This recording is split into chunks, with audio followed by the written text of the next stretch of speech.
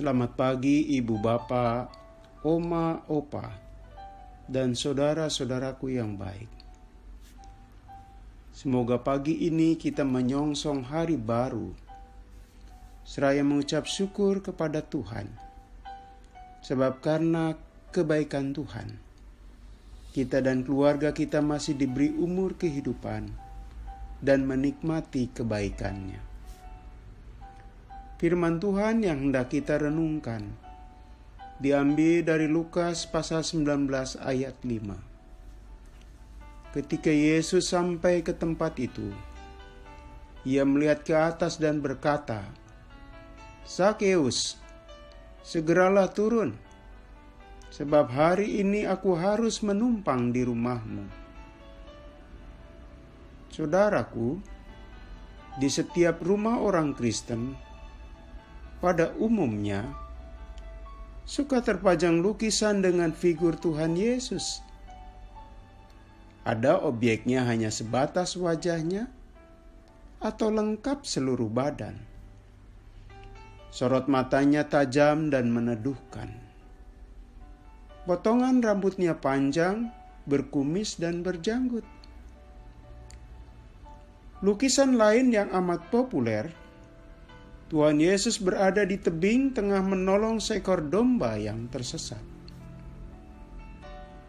Lukisan-lukisan ini apakah sebatas dekorasi yang memperindah tampilan rumah orang Kristen? Atau pemasangan lukisan itu bertautan dengan ungkapan kehidupan rohani?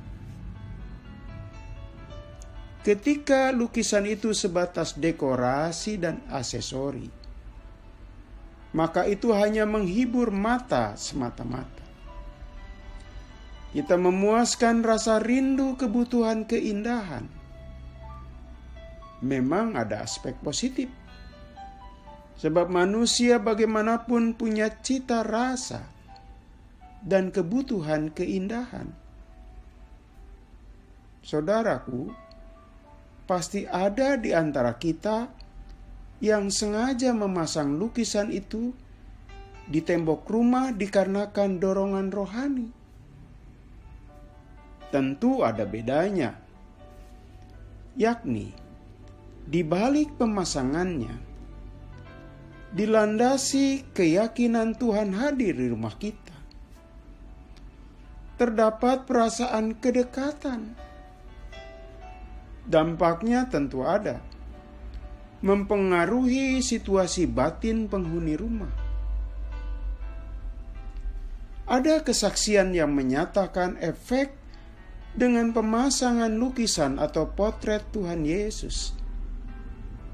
Ada yang berkata, potret Yesus ini selalu mengundang kami berbicara yang sopan, luhur, bijak, dan rohaniah. Itu berarti lukisan itu mengandung pesan moral dan spiritual yang hendak disampaikan. Jelas, lukisan atau potret Yesus punya pengaruh. Tapi jangan salah mengerti. Bukan berarti potret atau lukisan Yesus ada kuasa magisnya. Tidak ada sama sekali. Saudaraku, manakala benda berupa lukisan atau potret saja bisa berdampak bagi orang yang memajang di tembok rumahnya, apalagi sosok Yesus langsung. Ia langsung, seperti Yesus utarakan bahwa dia hendak menumpang di rumah Zakeus. Dampak langsung terjadi pada Zakeus. Efek positif mengguncang perubahan pada dirinya. Sehingga Zakeus berkata, "Tuhan, setengah dari milikku akan kuberikan kepada orang miskin. Dan sekiranya ada sesuatu yang kuperas dari seseorang, akan kukembalikan 4 kali lipat."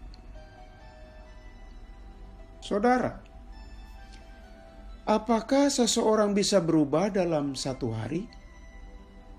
Jawabnya, bisa. Apakah mungkin?